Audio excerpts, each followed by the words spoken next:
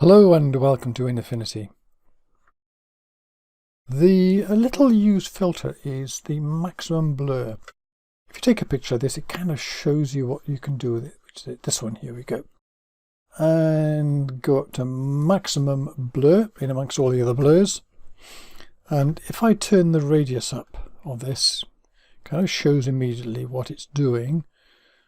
Watch all this go on here. So what's happening here? It's taking the lighter areas of the picture and expanding the pixels and making them bigger and bigger and bigger so they come out as squares.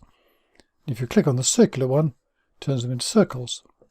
So we can bring this all the way back down again. Okay, so that's what maximum blur does.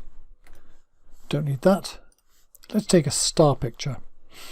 Here's a picture taken at night. You can see the stars here, but they're a bit indistinct.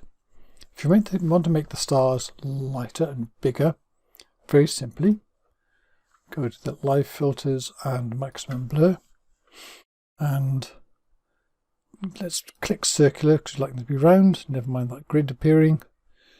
And as you turn up the radius,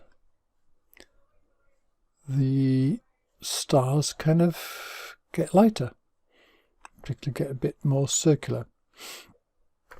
What you can do with this as well is look for a blend mode which makes them work a bit better. And you're probably going to be one of the lighter ones. In fact, there you go, color dodge. That's a good one. There you're not going to get into that blurry effect, but you are getting, when you increase this, their colors, these stars are going to get there. Say a bit, it's going to go a bit funny, but in the middle there you've got this. So you've got before and after, before and after. It's just enhanced them nicely. There you go, and thank you very much for watching.